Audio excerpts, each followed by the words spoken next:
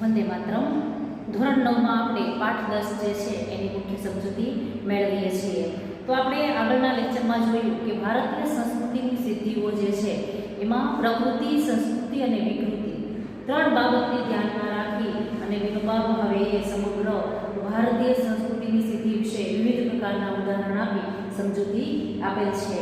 તો આપણે જોયું કે પ્રકૃતિ કોને કહેવાય?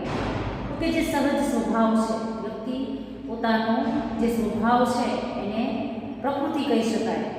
સંસ્કૃતિ એટલે જે સ્વભાવ છે એનાથી ઉપર ઉઠવું, કંઈક સિદ્ધિ મેળવવું, એ આપણી સંસ્કૃતિ છે. અને ત્યાર પછી વિકૃતિ એટલે સહજ સ્વભાવથી નીચે પડવું, એટલે કે વ્યક્તિ જે છે એને એવા ઘણા બધા ખરાબ આદત જે છે એ પોતાના જીવન દરમિયાન અપનાવેલી છે એને વિકૃતિ કહી શકાય. વિવિધ ઉદાહરણ દ્વારા આપણને માણસ તરીકે આપણી સાચી ઓળખ જે છે એ આપણી ભારતીય સંસ્કૃતિને આધીન છે એ વિવિધ બાબતો વિશે આપણે આગળ માહિતી મેળવેલી હતી. આપણે જોયું આગળ કે પ્રકૃતિને હરહંમેશ સંસ્કૃતિનું સ્વરૂપ આપતા રહેવું જોઈએ. પ્રકૃતિ જે છે એ સંસ્કૃતિ સાથે જોડાયેલી હોવી જોઈએ. ખાવાનું આપણે ન છોડી શકીએ કારણ કે તે પ્રકૃતિ છે. અગાઉ આપણને કીધું કે માણસ જે છે એને ભૂખ લાગે છે અને ખાય છે, એની પ્રકૃતિ છે. ત્યાર પછી એવું કીધેલું હતું કે ભૂખ નથી લાગતી છતાં પણ ખાય છે, એ માણસની વિકૃતિ છે. અને ત્યારબાદ એવું કહેલું હતું કે ભૂખ લાગવા છતાં માણસ જમતો નથી, એનો અર્થ એની સંસ્કૃતિ છે. શું કામ? કેમ કે આજે એકાદશીનું વ્રત છે એમ સમજી માણસ ભૂખ્યો રહે છે, એ એની સંસ્કૃતિ છે. તો વ્યક્તિ જે છે એ ખાવાનું છોડી શકતો નથી કારણ કે સહજ રીતે એને ભૂખ લાગે છે. પ્રકૃતિમાં એવું આપેલું છે, કુદરતી છે માણસને ભૂખ લાગી તો એને જમવું જોઈએ. પણ માંસાહારી છોડી શકીએ, પણ માણસ તરીકે આપણે જોઈએ કે આપણે શું ખાવું, શું ન ખાવું, કેટલું ખાવું, કેવી રીતે ખાવું, એ તો વ્યક્તિ જે છે એના પોતાના ઉપર આધાર હોય છે. એટલા માટે ખાવાનું ન છોડી શકીએ, પણ માંસ જે છે એ જે ખાતા હોય તો છોડી શકીએ, તે જરૂર છોડીએ. કેમ કે તે સંસ્કૃતિની દિશાનું આગળનું પગલું છે. આપણી ભારતીય સંસ્કૃતિમાં માંસ ખાવું એવું ક્યાંય ઉલ્લેખ છે નહીં અને ન ખાવું જોઈએ. એટલા માટે આપણી સંસ્કૃતિને આપણે અપનાવવી જોઈએ. જો માંસ ખાતા હોઈએ તો એનો ત્યાગ કરવો જોઈએ. ખાવામાં સંયમ રાખીએ. સંયમ એટલે કાબુ. આપણે આપણા જમવા ઉપર કાબુ રાખવાનો છે, કારણ કે તેમ કરવાથી સંસ્કૃતિની દિશામાં એટલા આગળ વધીશું. જો આપણે ધ્યાન રાખીશું કે માંસ ન ખાવું, કેટલું ખાવું, કેવી રીતે ખાવું, ક્યારે ખાવું, શું ખાવું, એ જો આપણા જીવનમાં આપણે ધ્યાન રાખીએ તો આપણે સંસ્કૃતિની દિશા તરફ આગળ વધતા જઈએ છીએ એવું કહી શકાય. મારું તો માનવું છે કે વિજ્ઞાનની જેમ જેમ પ્રગતિ થતી જશે, માણસમાં વિજ્ઞાનની વૃત્તિ જેમ જેમ વધતી જશે તેમ તેમ વિકૃતિઓ ક્ષીણ થતી જશે અને માણસ સંસ્કૃતિની દિશામાં આગળ વધતો જશે. વિનોબા ભાવે જે છે એ બહુ સરસ કહે છે કે પોતાનું એવું માનવું છે કે માણસ જે છે એ વિજ્ઞાનની દ્રષ્ટિમાં સાયન્સમાં આગળ વધતો જશે, નવું નવું શોધખોળ કરતો જશે, એમ પોતે પોતાની સંસ્કૃતિમાં આગળ વધતો જશે. જો એ પ્રકૃતિને આધારે પોતાની સંસ્કૃતિને અપનાવશે તો. કેમ કે બહુ આગ્રહ કરીને ખવડાવવું કે અંતરાત્યાની માફક ખાવું એ પણ વિકૃતિ જ છે. કેમ કે શું કહે છે કે બહુ આગ્રહ કરીને ખવડાવવું. આપણા ઘરે કંઈક મહેમાન હોય અથવા આપણે બીજી કંઈક મહેમાન બનીને ગયા હોય, કોઈ પ્રસંગમાં ગયા હોય, પાર્ટીમાં ગયા હોય, તો લોકો આપણને પરાણે તાણ કરીને જમાડે અથવા બીજાને તાણ કરીને ખવડાવવું એ યોગ્ય ન કહી શકાય. અંકરાંત્યાની માફક ખાવું એટલે કે ક્યારેય ન ધરાય એમ જો ખાવું એ એક પ્રકારની વિકૃતિ છે.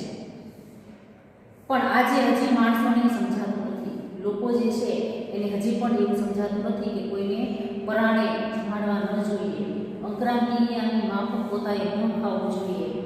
કેમ કે માણસને આપણી શરીર રચનાનું અને પાચન પ્રક્રિયાનું પૂરું જ્ઞાન નથી. જેમ ફાવે એમ ખાય અને પછી દવા જે છે લેવી પડે, એના કરતાં માણસ તરીકે આપણે સમજી જવું જોઈએ કે આપણી શરીર રચના જે છે, આપણી પાચન ક્રિયા જે છે એને ધ્યાનમાં રાખીને આપણે ખાવું જોઈએ. કેમ કે જે માણસો વધારે પડતું જમે છે એને પોતાની શરીર રચનાનું અને પાચન ક્રિયાનું ભાન નથી, જ્ઞાન નથી. જ્યારે તેને શરીરનું અંતર્બાહ્ય જ્ઞાન થશે ત્યારે તેને તરત સમજાઈ જશે કે આ વિકૃતિ છે અને તેને છોડવી જોઈએ. માણસ કાયમ સંસ્કૃતિ વિકૃતિનું પૃથ્થકરણ કરતો રહેશે, વિશ્લેષણ કરતો રહેશે, પ્રયોગો કરતો રહેશે અને પોતાની સાચી દિશામાં આગળ વધારતો રહેશે. જ્યારે માણસ જે છે એ આંતર એટલે અંદરનું અને બાહ્ય એટલે બહારનું જ્ઞાન થશે ત્યારે એને સમજાઈ જશે કે ખરેખર વધારે પડતું ઝૂમવું એ એક પ્રકારની વિકૃતિ છે અને એ છોડી દેવી જોઈએ. માણસ જે છે એને રોજ સંસ્કૃતિ અને વિકૃતિનું પૃથ્થકરણ એટલે કે અલગ કરવું જોઈએ કે કઈ આપણી સંસ્કૃતિની આધીન છે, કઈ આપણી સંસ્કૃતિની બહારનું છે. હંમેશા પ્રયોગ કરતા રહેવું જોઈએ, વિશ્લેષણ કરતા રહેવું જોઈએ અને પોતાની સાચી દિશામાં આગળ વધારતા રહેવું જોઈએ. એવું ન કહી શકાય કે પ્રાચીન કાળથી આવે છે તો આપણે સંસ્કૃતિમાં છે, પણ જો વિકૃતિ હોય તો આપણે એને છોડી દેવી જોઈએ. આવું ભારતમાં થયું છે. અહીં હજારો વર્ષથી માણસ જાત જાતના પ્રયોગો કરતો રહ્યો છે અને તેમાંથી આપણે જેને ભારતીય સંસ્કૃતિ કહીએ છીએ તે નીપજી છે કે આપણા ભારત દેશ જે છે આવું ભારતમાં જ થયું છે. કેમ કે હજારો વર્ષથી ભારત જ એવો દેશ છે કે જે હંમેશા પ્રયોગશીલ છે, કંઈક ને કંઈક નવું મેળવવા માટે શોધખોળ કરતો રહ્યો છે અને કંઈક ને કંઈક નવું પ્રાપ્ત પણ કર્યું છે. તો આપણી આ ભારત સંસ્કૃતિ જે છે એની આપણી આ નિપજ છે, નિપજ એટલે ઉપજ છે કે હાલની આપણી સંસ્કૃતિ આટલી બધી આગળ વધી છે. એનો મુખ્ય ઉદ્દેશ એ જ છે કે વિવિધ પ્રકારના પ્રયોગો કરેલા છે. પ્રાચીન કાળમાં બહુ જ પ્રવૃત્તિમય હતો આપણો ભારત દેશ જે છે એ ભારત પ્રાચીન સમયમાં ખૂબ જ પ્રવૃત્તિમય હતો. અહીં બહુ પ્રયોગો થયા છે, તેનો નિષ્કર્ષ પણ નીકળ્યા અને તેમાંથી વિવિધ શાસ્ત્રો પણ ઊભા થયા કે ભારત જે છે એમાં વિવિધ પ્રયોગો કરતા રહ્યા અને પ્રયોગ કરતાની સાથે એમ કહે છે એક પ્રકારનું નિષ્કર્ષ એટલે કે તારણ જે છે એ મળતું ગયું અને વિવિધ પ્રકારના શાસ્ત્રો જે છે એની રચના આપણા ભારત દેશમાં થઈ. તેમાં આધ્યાત્મિક દ્રષ્ટિ મુખ્ય હતી. માણસ જે છે એને જે પણ કંઈ પ્રાપ્ત કરેલું છે, જે પણ પ્રયોગ કર્યો છે એમાં મુખ્ય દિશા જે છે એ આધ્યાત્મિક રહી છે. આધ્યાત્મિકતાને ધ્યાનમાં રાખી અને પછી એને કોઈ પણ રચના કરેલી છે. માણસ આધ્યાત્મિક દ્રષ્ટિએ કેમ આગળ વધતો રહે તેની ખોજ નિરંતર ભારતમાં ચાલે છે. ઈશ્વરને ધ્યાનમાં રાખી, આધ્યાત્મિકતાને ધ્યાનમાં રાખી અને જે પણ કંઈ શોધ કરી છે એની ખોજ જે છે એ નિરંતર હંમેશા ભારતમાં ચાલે છે. આવી બધી જ યોજનાઓ આપણા પૂર્વજોએ અનેક પ્રયોગો કરીને ઘડી અને આ આપણો બહુ મોટો વારસો છે. એ આપણા વારસદારો જે છે એને આપણે આ પ્રકૃતિને ધ્યાનમાં રાખી અને જે પણ કાંઈ આપણને આપેલું છે એનું આપણે યોગ્ય જતન કરવું જોઈએ અને જે પણ કંઈ પ્રયોગો બનાવ્યા છે એનો આપણને ખૂબ મોટો વારસો મળેલો છે. ભારત માટે એમ કહેવાય છે કે આ એક મોટો સંપન્ન દેશ છે. ભારત જે છે એ સુખી સંપન્ન દેશ કહી શકાય. વિવિધ પ્રકારની વિકૃતિને લીધે કંઈક ને કંઈક જે છે એ પાછળ થતો જાય છે. એટલા માટે અહીં સુંદર સુંદર સેંકડો નદીઓ વહે છે. ભારત જ માત્ર એવો દેશ છે કે જ્યાં ઘણી બધી નદીઓ જે છે એ વહે છે અને અહીં હિમાલય જેવો અદ્ભુત પહાડ અહીં જ છે. એક દેશમાં નથી, માત્ર ભારતમાં જ હિમાલય પર્વત જે છે એ આવેલો છે. આપણો દેશ ભારે સજ્જન અને સુફળ છે, પાણીથી ભરેલો અને હંમેશા ફળદ્રુપ એવો આપણો ભારત દેશ જે છે એ આપણને પ્રાપ્ત થયું છે. પણ આપણા કરતાં વધારે સજ્જન સુફળ દેશો દુનિયામાં મોજૂદ છે. એવું નથી કે ભારતમાં જ બધું છે, સુખી સંપન્ન છે, પણ આપણા કરતાં બીજા દેશો જે છે એ ઘણા બધા સુખી છે. એટલે આ કાંઈ આપણી વિશેષતા ન કહેવાય. એવું ન કહી શકાય કે ભારત જે છે એ તમામ રીતે સંપન્ન દેશ છે. બીજા અલગ ઘણા બધા દેશો છે તો આપણે એમ કહી શકાય કે આપણી પાસે હિમાલય છે, વિવિધ પ્રકારની નદીઓ છે, એ આપણી વિશેષતા છે. વિશેષતા તો છે જ, એ કરતાં પણ વિશેષતા બીજા દેશોમાં પણ ઘણી બધી છે. હા, આપણે એવો દાવો જરૂર કરી શકીએ કે અહીં જે વિચાર સંપદા આપણને મળી છે એ અત્યંત અદ્વિતીય છે. એ કહી શકાય કે આપણી પાસે શું વિશેષતા છે તો કે આપણને વિચાર સંપદા મળી છે. સંપદા એટલે એક પ્રકારનો ખજાનો. વિચારો માણસ જે છે હંમેશા વિચારતો રહે છે, નવું નવું પ્રાપ્ત કરતો રહે છે. એ બધા કરતાં અદ્વિતીય છે. આ હું કોઈ અભિમાનથી નથી કહેતો. જો હું કોઈ બીજા દેશમાં જન્મ્યો હોત તો પણ નિષ્પક્ષપણે અને તટસ્થતાથી ભારત વિશે આવું જ કહેત કે ભારતનો વિચાર એવો ખરેખર અદ્વિતીય છે. એ વિનોબા ભાવે કહે છે કે હું ભારતમાં જન્મો છું એટલા માટે ભારતના વખાણ કરું છું એવું નથી, પણ કદાચ હું તો બીજા દેશમાં હોત તો પણ ભારતની જે વિશેષતા છે, જે કદર કરવા યોગ્ય છે એની હંમેશા હું કદર કરત. ખરેખર ભારત પાસે વિચાર જ્ઞાનનો વૈભવ જે છે, ખજાનો જે છે એ બીજા એક પણ દેશ પાસે નથી. ભારતમાં વૈદિક ઋષિઓથી લઈને આજ સુધી શબ્દોની એક અખંડ પરંપરા ચાલી રહી છે. જ્યારે વૈદિક ઋષિ મુનિઓ હતા ત્યારથી લઈ અને આજ સુધી એક પ્રકારની અખંડ એટલે કે ક્યારેય ખંડિત નથી થતી એવી પરંપરા ચાલી આવી છે. હું દુનિયામાં બીજો કોઈ દેશ એવો નથી જોતો જ્યાંની ભાષામાં 10,000 વર્ષોથી એના એ શબ્દ ચાલતા આવતા હોય. લેખક જે છે એવું કહે છે કે બીજો કોઈ એવો દેશ નથી જોયો કે જ્યાંની ભાષામાં 10,000 વર્ષોથી એના એ શબ્દ ચાલતા હોય. આપણે જોઈએ ને કે પરિવર્તન સંસારનો નિયમ છે, નવું કંઈક મળતું રહેતું હોય, પણ બીજા ઘણા બધા દેશ છે કે જ્યાં નવો શબ્દ જે છે એ મેળવ્યો હોય, પણ ભારતમાં શબ્દ શક્તિનું જેટલું ઊંડાણથી ચિંતન થયું છે તેટલું બીજે ક્યાંય થયું નથી. માત્ર ભારત જ એવો દેશ છે કે જ્યાં એક શબ્દના ઘણા બધા અર્થો, એ અર્થો ક્યારે મળેલા છે તો માણસ હંમેશા કંઈક ને કંઈક નવું શોધન કરતો રહ્યો છે. એટલા માટે આવું ઊંડાણથી ચિંતન ભારતમાં થાય છે કે જે ક્યાંય પણ થતું નથી. ભારતે પોતાના પુરાણા શબ્દોને તોડ્યા નથી, નવા જરૂર બનાવ્યા છે. બીજા દેશમાં એવું કહ્યું હોય કે નવો શબ્દ જે છે એ પ્રાપ્ત થયો તો જૂના શબ્દ જે છે એનો નાશ થઈ ગયો હોય, પણ ભારતમાં આપણે ગુજરાતીમાં જોઈએ તો કે તળપદા શબ્દ એવો આપણે ઉપયોગ કરીએ છીએ તો એ આખો ખૂબ પુરાણા શબ્દ છે કે જેને આપણે હંમેશા આગળ રાખતા આવ્યા છીએ. નવા શબ્દ જરૂર મળ્યા છે પણ જૂના શબ્દોને આપણે ક્યારેય ભૂલ્યા નથી. સાથે જ જૂના શબ્દોમાં નવા અર્થ નાખીને તેનો વિકાસ કર્યો છે. આપણે ગુજરાતીમાં લખીએ છીએ કે તળપદા શબ્દનું શિષ્ટ રૂપ આવો. શિષ્ટ એટલે નવા શબ્દ. જૂના શબ્દ છે એને આપણે નવામાં પરિવર્તન કર્યા છે પણ હંમેશા એની સાથે જોડેલા રહ્યા છે. આ શબ્દ પરંપરા ભારતમાં પહેલેથી જ આજ સુધી અખંડ ચાલી આવી છે અને બીજે ક્યાંય આવું જોવા મળતું નથી. આ શબ્દ પરંપરા જે છે એ માત્ર ભારતમાં જ જોવા મળે છે કે જે પહેલેથી આજ સુધી ચાલી આવી છે. બીજે ક્યાંય કોઈ પણ દેશમાં આવું જોવા મળતું નથી. યાસ્કાચાર્ય કહ્યું આપણી સનાતન છતાં નિત્ય નૂતન સંસ્કૃતિ છે. યાસ્કાચાર્ય નામના મુનિ જે છે એને કીધું છે કે સનાતન છતાં નિત્ય નૂતન સંસ્કૃતિ એટલે ભારતીય સંસ્કૃતિ છે. આપણી ભીતર એક અખંડ તંતુ કાયમ છે કે આપણે આપણી પ્રાચીન સંસ્કૃતિને ભૂલા નથી. એટલે આપણી અંદર એક પ્રકારની અખંડ તંતુ એટલે કે તાતનો કાયમ રહેલો છે. પુરાણા જમાનામાં કોઈ ઋષિ આજે આવે તો એનો આપણો બાહ્યવેશ ભલે જુદું દેખાય પણ એને આપણામાં એવું કંઈક અવશ્ય દેખાશે કે જેને લીધે કહ્યું છે કે આ મારા જ બાળકો છે. આપણી ભીતર કોઈ શાશ્વત સ્નિગ્ધ ચવડ કઠોર અને ચિત્રવાળી વસ્તુ છે જે બદલાતી નથી. આ આપણું એક અનોખું બળ છે કે કોઈ જૂના પુરાણા ઋષિ જે છે એ આજે ભારતમાં આવે તો ભારતના દેશના લોકોને જોઈ પહેરવેશ ભલે જુદો, પશ્ચિમી સંસ્કૃતિનો પહેરવેશ ભલે અપનાવેલો હોય પણ એને જોતા જ એમ કહે છે કે મારા બાળકો છે. શેના લીધે તો કે પોતે એની અંદર રહેલી ભીતર એટલે અંદર રહેલી શાશ્વત અખંડ સ્નિગ્ધ એટલે કે હંમેશા એક ધારી રહેનારી, ચવડ એટલે કે ક્યારેય પણ ચવાઈ નહીં તેવી કઠોર અને જીવતરવાળી વ્યક્તિ માણસની અંદર રહેલી છે જે પોતાની પ્રાચીન સંસ્કૃતિને ભૂલેલો નથી. એટલે એની અંદર કંઈ જીવતરવાળી વસ્તુ છે જે ક્યારેય બદલાતી નથી. આ આપણું એક અનોખું બળ છે કે બધા દેશો કરતાં ભારતના લોકો જે છે એ જુદા પડે છે. એનો મુખ્ય ઉદ્દેશ જે છે કે બધા કરતાં પોતે અલગ છે. હજારો વર્ષોનો આપણો આ પુરાતન દેશ છે. ભારત દેશ છે એ હજારો વર્ષોનો આ પ્રાચીન દેશ છે. જ્યારે બીજા દેશોના ઇતિહાસનો આરંભ પણ નહોતો થયો ત્યારે આપણા પૂર્વજો ગૌરવ શિખર પર પહોંચી ગયા હતા.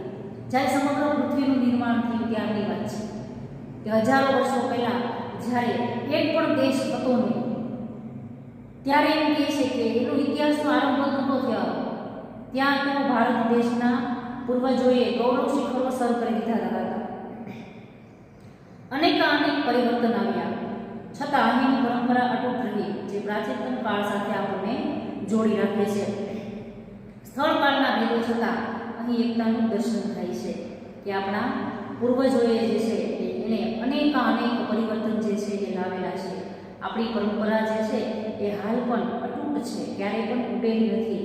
પ્રાચીન કાળ સાથે આપણને જોડી રાખે છે.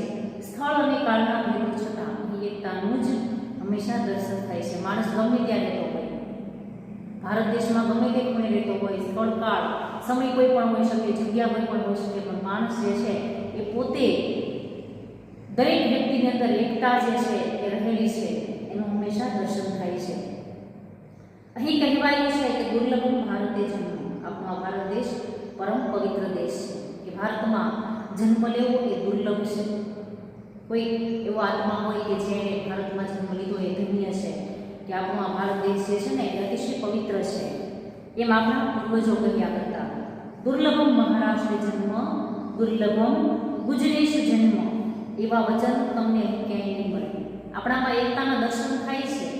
એ કેવી રીતે કહી શકાય કે માણસની અંદર એકતા છે કે ગાંધીજી જે છે એ ભલે ગુજરાતમાં હોય પણ ગાંધીજીએ સમગ્ર ભારતને ધ્યાનમાં રાખી અને પોતે જે પણ કાંઈ પ્રગતિ સાધી છે એ સમગ્ર દેશની રીતે. તો ગાંધીજી જે છે કોઈ પણ રાજ્યમાં કોઈ પણ વ્યક્તિ જે છે એ મહાન થઈ ગયું હોય તો પોતાના રાજ્ય પૂરતું સીમિત નથી પણ સમગ્ર દેશ માટે પોતે કલ્યાણ કરેલું છે.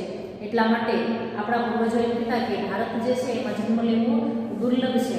પણ એવું ન કહી શકાય કે દુર્લભ મહારાષ્ટ્રમાં જન્મ લેવો દુર્લભ છે, ગુજરાતમાં જન્મ લેવો દુર્લભ છે. પણ સમગ્ર ભારતને ધ્યાનમાં રાખી અને આપણી અંદર એકતાનું મહત્વ જે છે એ પ્રગટ થાય છે. તુલસીદાસજી પણ કહે છે ભલી ભારત ભૂમિ ભલે કુલ જન્મ. 500 વર્ષ પહેલા ગુજરાતના કવિ નરસિંહ મહેતાએ ગાયું ભરતખંડ ભૂતળમાં જન્મી જેણે ગોવિંદના ગુણ ગાયા. તે ધન્ય છે કે વિવિધ પ્રકારના કવિઓએ પોતાની રચનામાં ભારત જે છે એના ગુણગાન ગયા છે. કોઈ પણ પોતાની જન્મભૂમિને, કોઈ પણ પોતાના વતનને કે કોઈ પણ પોતાના રાજ્યને ધ્યાનમાં રાખી કોઈ પણ સિદ્ધિ પ્રાપ્ત કરેલી નથી પણ સમગ્ર ભારતને ધ્યાનમાં રાખી. એ માટે એમ કહે છે કે તુલસીદાસજીએ એવું કીધું છે કે ભલી ભારત ભૂમિ ભલે કુલ જન્મ. કે મારો જે કુળ જે છે એ ધન્ય છે કેમ કે મેં ભારત દેશમાં જન્મ લીધેલો છે. મારી ભારત ભૂમિ જે છે એ ખૂબ ભલી છે, ખૂબ સારી છે. 500 વર્ષ પહેલાના નરસિંહ મહેતા જે છે એણે પણ ગાયું છે કે ભરતખંડ ભૂતળમાં જન્મી જેણે ગોવિંદના ગુણ ગાયા. કે જેણે સમગ્ર ભારતમાં જન્મ લીધેલો છે એણે શ્રી કૃષ્ણના ગુણ ગાયા છે. તે ધન્ય છે. આ જ વાત અસમના શંકરદેવ અને માધવદેવે પણ કહી છે કે કોઈ પણ રાજ્યમાં કોઈ પણ કવિ, લેખક કોઈ પણ થયું હોય, કોઈ પણ સારા દેશના વક્તા થયા હોય તો એણે સમગ્ર દેશને ધ્યાનમાં રાખી અને એણે સિદ્ધિ પ્રાપ્ત કરી હોય, પોતાના દેશને હંમેશા આગળ રાખેલો છે. ન નરસિંહ મહેતાએ ગુજરાતનો મહિમા ગાયો, ન શંકરદેવે અસમનો મહિમા ગાયો. કે કોઈ પણ વ્યક્તિએ પોતે પોતાના રાજ્યનું ક્યારેય મહત્વ દર્શાવેલું નથી પણ સમગ્ર ભારતને ધ્યાનમાં રાખી અને પોતે પોતાની અંદર રહેલી વિશેષતા જે છે એને રજૂ કરી છે. એકબીજાની ભાષા તો તેઓ જાણતા નહોતા, એકબીજાને નહોતા જાણતા છતાં ભારત આપણી પુણ્યભૂમિ છે અને એમાં આપણે જન્મ પામ્યા તેથી ધન્ય થઈ ગયા એવું એ બંનેએ અનુભવ્યું છે અને વ્યક્ત કર્યું છે. કે કોઈ પણ રાજ્યમાં જન્મેલા હોય, ભાષા કોઈ પણ હોય કે બાર ગામે બોલી બદલે એ આપણામાં કહેવત છે પણ કોઈ પણ રાજ્યમાં જાઓ એટલે દરેકની પોતાની માતૃભાષા અલગ હોય. એ પોતાની ભાષામાં સમગ્ર ભારતના ગુણ ગાયા છે, નહીં કે પોતાના રાજ્યના. એટલા માટે ભારત જે છે એ આપણી પુણ્યભૂમિ છે અને એમાં આપણે જન્મ લીધો એટલે આપણે ધન્ય થઈ ગયા છીએ એવું પોતે લેખક એમ કહે છે કે મેં અનુભવ્યું પણ છે અને વ્યક્ત પણ કર્યું છે. આવી રીતે આખા ભારતનું અભિમાન એ કંઈ પ્રકૃતિ નથી બલકે સંસ્કૃતિ છે. જ્યાં એવી ભાષાઓ છે કે ન જાણતો હોય એને શીખાય વર્ષો નીકળી જાય એવી વિભિન્ન ભાષાઓ અને અપરંપરાગતવાળા આ ભૂખંડને એક દેશ માનવો તે સંસ્કૃતિ છે. કે આવી રીતે લેખક એમ કહે છે કે આખા ભારતનું અભિમાન કરવું એ કંઈ પ્રકૃતિ નથી બલકે આપણી સંસ્કૃતિ છે. આપણે ભારતને ધ્યાનમાં રાખી આપણે એના ગુણગાન ગાઈએ છીએ. બધા જ દેશો કરતાં આપણે ભારત દેશ જે છે એ પવિત્ર છે એવું આપણે માનીએ છીએ. એ આપણી સંસ્કૃતિ છે, આપણી પ્રકૃતિ નથી. કેમકે દરેક માણસ જે છે એ આવું ક્યારેય માનતો ન પણ હોય એટલે પ્રકૃતિ કહી શકાય નહીં, દરેકના સ્વભાવમાં આવું ન હોય પણ આપણી સંસ્કૃતિ અવશ્ય કહી શકાય. જ્યાં એવી ભાષાઓ કે પોતે લેખક જાણતા પણ ન હોય અને શીખતા વર્ષો નીકળી જાય છતાં પણ કોઈ પણ ભાષા જે છે, કોઈ પણ વ્યક્તિ હોય, કોઈ પણ રાજ્યનું હોય પણ પોતે હંમેશા ભારતને મહાન કરી બતાવ્યું છે. એટલે વિભિન્ન ભાષાઓમાં, અલગ અલગ ભાષામાં અપરંપરાવાળા, વિવિધતાવાળા આ ભૂખંડને એક દેશ માનવું એ આપણી સંસ્કૃતિ છે. પ્રકૃતિથી ઉપર ઉઠીને આ સંસ્કૃતિ સધાય છે. કે માણસ જે છે એનો સ્વભાવ કોઈ પણ હોય વ્યક્તિ ક્યારેય પોતાની પ્રાદેશિકતા છોડતો નથી. કદાચ જન્મ જે છે ભારતમાં થયો હોય, 10-20 વર્ષ ભારતમાં ગયા હોય પછી કોઈ પણ દેશમાં જાય દેશનો હોય ભારતમાં આવે પણ વ્યક્તિ ક્યારેય પોતાની પ્રાદેશિકતા ભૂલી શકતો નથી. એની બોલીમાં, બોલચાલમાં, પોતાના સ્વભાવમાં, પોતાની પ્રકૃતિમાં એ આવી જ જાય છે. એટલા માટે એ કહે છે કે સ્વભાવથી ઉપર ઉઠીને કંઈક નવું પ્રાપ્ત થાય છે, એ આપણી સંસ્કૃતિ છે. એવી ભારતીય સંસ્કૃતિ આપણને જાળવવાની છે અને આગળ વધારવાની છે. તો આપણી આ ભારતીય સંસ્કૃતિ જે છે એને આપણે જાળવવાની છે, કે આપણે આગળ વધારવાની છે. તો ભારતીય સંસ્કૃતિ જે છે એમાં પ્રકૃતિ, સંસ્કૃતિ અને વિકૃતિ જે છે એ ત્રણ બાબતને ધ્યાનમાં રાખી લેખક જે છે એને ભારતનું ગૌરવ જે છે આપણને બતાવેલું છે. તો આપણો આ ભારતીય સંસ્કૃતિમાંથી પાઠ જે છે એ લેવામાં આવેલો છે. અહીંયા આપણો આ પાઠ જે છે એ પૂરો થાય છે. આગળ આપણે સ્માર્ટ વિડીયો દ્વારા જે પાઠ જ્યાં સુધી ભણ્યા હતા ત્યાં સુધી બતાવ્યો હતો. હવે પછી ફરી પાછા આપણે સ્માર્ટ ક્લાસ દ્વારા ફરી પાછો પાઠ જે છે એને આપણે પૂરો થાય ત્યાં સુધી જોઈશું.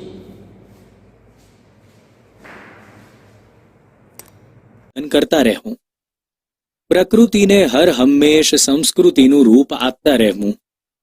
ખાવાનું આપણે ન છોડી શકીએ કારણ કે તે પ્રકૃતિ છે, પણ માંસાહાર છોડી શકીએ. તે જરૂર છોડીએ કેમ કે તે સંસ્કૃતિની દિશાનું આગળનું પગલું છે. ખાવામાં સંયમ રાખી શકીએ તો જરૂર રાખીએ, કારણ કે તેમ કરવાથી સંસ્કૃતિની દિશામાં એટલા આગળ વધીશું. હરગિઝ એટલે કદાપી, સદંતર એટલે બિલકુલ, વર્જ્ય એટલે છોડવા યોગ્ય, અને સંયમ એટલે મનના વિકારને વશ રાખવા તે. દરેક વ્યક્તિએ જમવું પડે એ પ્રકૃતિ છે. એના પર સંયમ કરવો કઠિન કે અસંભવ છે, પરંતુ આપણે માંસાહારનો તો ત્યાગ કરી શકીએ. માંસાહાર છોડવો એ સંસ્કૃતિ તરફની દિશાનું પ્રથમ પગલું છે. ઘણી એવી બાબતો છે. માંસાહાર એક ઉદાહરણ છે. આપણે કોઈના દુઃખે દુઃખી ન થઈએ તો કંઈ નહીં, પણ એમની મજાક તો ન જ કરીએ. મારું તો માનવું છે કે વિજ્ઞાનની જેમ જેમ પ્રગતિ થતી જશે, માણસમાં વૈજ્ઞાનિક વૃત્તિ જેમ જેમ વધતી જશે, તેમ તેમ વિકૃતિઓ ક્ષીણ થતી જશે અને માણસ સંસ્કૃતિની દિશામાં આગળ વધતો જશે. બહુ આગ્રહ કરીને ખવડાવવું કે અક્રાંતિયાની માફક ખાવું એ પણ વિકૃતિ જ છે. પણ આજે હજી માણસને આ સમજાતું નથી, કેમ કે માણસને આપણી શરીર રચનાનું અને પાચન પ્રક્રિયાનું પૂરતું જ્ઞાન નથી. જ્યારે તેને શરીરનું અંતરબાહ્ય જ્ઞાન થશે ત્યારે તેને તુરત સમજાશે કે આ વિકૃતિ છે અને તે છોડવી જોઈએ. માણસ કાયમ સંસ્કૃતિ વિકૃતિનું પૃથ્થકરણ કરતો રહેશે, વિશ્લેષણ કરતો રહેશે, પ્રયોગો કરતો રહેશે અને પોતાને સાચી દિશામાં આગળ વધારતો રહેશે. ક્ષીણ એટલે ઘસાયેલું અથવા નબળું, અક્રાંતિયું એટલે બહુ ખાનારું, બાહ્ય એટલે બહારનું, પૃથ્થકરણ એટલે અલગ અલગ કરવાની ક્રિયા અથવા વિશ્લેષણ. આવું ભારતમાં થયું છે. અહીં હજારો વર્ષથી માણસ જાત જાતના પ્રયોગો કરતો રહ્યો છે અને તેમાંથી આપણે જેને ભારતીય સંસ્કૃતિ કહીએ છીએ તે નિપજી છે. ભારતની સંસ્કૃતિ પ્રયોગશીલ છે. ભારત પ્રાચીન કાળમાં બહુ જ પ્રવૃત્તિમય હતો. અહીં બહુ પ્રયોગો પણ થયા, તેના નિષ્કર્ષ પણ નીકળ્યા અને તેમાંથી વિવિધ શાસ્ત્રો પણ ઊભા થયા. તેમાં આધ્યાત્મિક દ્રષ્ટિ મુખ્ય હતી. માણસ આધ્યાત્મિક દ્રષ્ટિએ કેમ આગળ વધતો રહે તેની ખોજ નિરંતર ભારતમાં ચાલી. આવી બધી યોજનાઓ આપણા પૂર્વજોએ અનેક પ્રયોગો કરીને ઘડી અને આ આપણો બહુ મોટો વારસો છે. નિષ્કર્ષ એટલે નિચોડ અથવા સાર, આધ્યાત્મિક એટલે આત્માને સંબંધિત, નિરંતર એટલે અટક્યા વગરનું અને પૂર્વજ એટલે પહેલા જન્મેલું. અક્રાંત્યુ શબ્દનો વિરુદ્ધાર્થી મિતાહારી અને બાહ્યનો વિરુદ્ધાર્થી આંતરિક થાય. ભારત માટે એમ કહેવાય છે કે આ એક મોટો સંપન્ન દેશ છે. અહીં સુંદર સુંદર સેંકડો નદીઓ વહે છે અને હિમાલય જેવો અદ્ભુત પહાડ તો અહીં છે જ. આપણો દેશ ભારે સુજલ અને સુફળ છે, પણ આપણા કરતાંય વધારે સુજલ સુફળ દેશો દુનિયામાં મોજૂદ છે. એટલે આ કંઈ આપણી વિશેષતા ન કહેવાય. હા, આપણે એવો દાવો જરૂર કરી શકીએ કે અહીં જે વિચાર સંપદા આપણને મળી છે તે અત્યંત અદ્વિતીય છે. આ હું કોઈ અભિમાનથી નથી કહેતો. જો હું કોઈ બીજા દેશમાં જન્મ્યો હોત તો પણ નિષ્પક્ષપણે તટસ્થતાથી ભારત વિશે આવું જ કહેત કે ભારતનો વિચાર વૈભવ ખરેખર અદ્વિતીય છે. સુજલ એટલે જળથી ભરેલું, સુફળ એટલે ફળદ્રુપ, સંપદા એટલે સંપત્તિ, અદ્વિતીય એટલે અજોડ, તટસ્થતા એટલે કોઈ પણ પક્ષપાત વગરનું કે નિષ્પક્ષ, અને વૈભવ એટલે સમૃદ્ધિ. ભારતમાં વૈદિક ઋષિઓથી લઈને આજ સુધી શબ્દોની એક અખંડ પરંપરા ચાલી આવી છે. હું દુનિયામાં બીજો કોઈ દેશ એવો નથી જોતો જ્યાંની ભાષામાં 10,000 વર્ષોથી એના એ શબ્દ ચાલ્યા આવતા હોય. ભારતમાં શબ્દ શક્તિનું જેટલા ઊંડાણથી ચિંતન થયું છે તેટલું બીજે ક્યાંય નથી થયું. ભારતે પોતાના પુરાણા શબ્દોને તોડ્યા નથી, નવા જરૂર બનાવ્યા છે. સાથે જ જૂના શબ્દોમાં નવા અર્થ નાખીને તેમનો વિકાસ કર્યો છે. આ શબ્દ પરંપરા ભારતમાં પહેલેથી આજ સુધી અખંડ ચાલી આવી છે અને બીજે ક્યાંય આવું જોવા મળતું નથી. વૈદિક એટલે વેદના સમયનું અને અખંડ એટલે આખું અથવા સળંગ. અખંડ શબ્દનો વિરુદ્ધાર્થી શબ્દ ખંડિત થાય. યાસ્કાચાર્યે કહ્યું, આપણી સનાતન છતાં નિત્ય નૂતન સંસ્કૃતિ છે. આપણી ભીતર એક અખંડ તંતુ કાયમ છે. પુરાણા જમાનાના કોઈ ઋષિ આજે આવે તો તેને આપણો બાહ્ય વેશ ભલે જુદો દેખાય, પણ એને આપણામાં એવું કંઈક અવશ્ય દેખાશે જેને લીધે એ કહી ઉઠશે કે આ મારા જ બાળકો છે. આપણી ભીતર કોઈક શાશ્વત, સ્નિગ્ધ, ચવડ, કઠોર અને જીવતરવાળી વસ્તુ છે જે બદલાતી નથી. આ આપણું એક અનોખું બળ છે. યાસ્કાચાર્ય એટલે પ્રાચીન સંસ્કૃત ગ્રંથના કર્તા અથવા ઋષિ. સનાતન એટલે કાયમથી જે રહેલું છે તે અથવા શાશ્વત. તંતુ એટલે તાંતણો કે દોરો.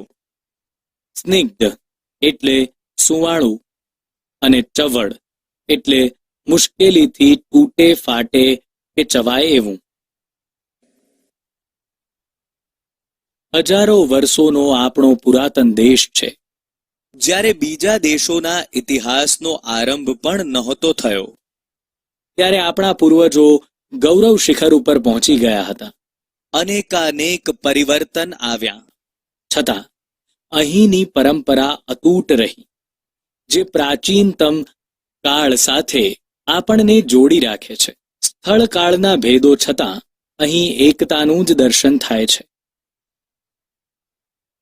પુરાતન એટલે ખૂબ જ જૂના સમયનું અને શિખર એટલે ટોચ. પુરાતન સમયમાં જેવી આપણી સંસ્કૃતિ હતી તેવી આજે પણ જોવા મળે છે. આ પરંપરા આજે પણ અતૂટ છે. લેખક કહે છે એમાં જ આપણી એકતાના દર્શન થાય છે. અહીં કહેવાયું છે કે દુર્લભમ ભારતે જન્મ. આપણો આ ભારત દેશ પરમ પવિત્ર દેશ છે. એમ આપણા પૂર્વજો કહ્યા કરતા. દુર્લભમ મહારાષ્ટ્રે જન્મ, દુર્લભમ ગુર્જરેશુ જન્મ એવા વચન તમને અહીં ક્યાંય નહીં મળે. તુલસીદાસજી પણ કહેશે, ભલી ભારત ભૂમિ ભલે કુલ જન્મ. 500 વર્ષ પહેલા ગુજરાતના કવિ નરસિંહ મહેતાએ ગાયું, ભરત ખંડ ભૂતળમાં જન્મી જેણે ગોવિંદના ગુણ ગાયા રે, તે ધન્ય છે. આ જ વાત અસમના શંકરદેવ અને માધવદેવે પણ કહી. ન નરસિંહ મહેતાએ ગુજરાતનો મહિમા ગાયો, ન શંકરદેવે અસમનો મહિમા ગાયો. એકબીજાની ભાષા તો તેઓ જાણતા નહોતા, એકબીજાને નહોતા જાણતા. છતાં ભારત અમારી પુણ્ય ભૂમિ છે અને અમે તેમાં જન્મ પામ્યા, તેથી ધન્ય થઈ ગયા એવું એ બંનેએ અનુભવ્યું અને વ્યક્ત કર્યું. દુર્લભ એટલે મુશ્કેલ. આવી રીતે આખા ભારતનું અભિમાન એ કાંઈ પ્રકૃતિ નથી, બલકે સંસ્કૃતિ છે. જ્યાં એવી ભાષાઓ છે કે ન જાણતો હોય તેને શીખતાંય વર્ષો નીકળી જાય. એવી વિભિન્ન ભાષાઓ અને અપરંપાર વિવિધતાવાળા આ ભૂખંડને એક દેશ માનવો એ સંસ્કૃતિ છે. પ્રકૃતિથી ઉપર ઉઠીને આ સંસ્કૃતિ સધાઈ છે. એવી ભારતીય સંસ્કૃતિને આપણે જાળવવાની છે અને આગળ વધારવાની.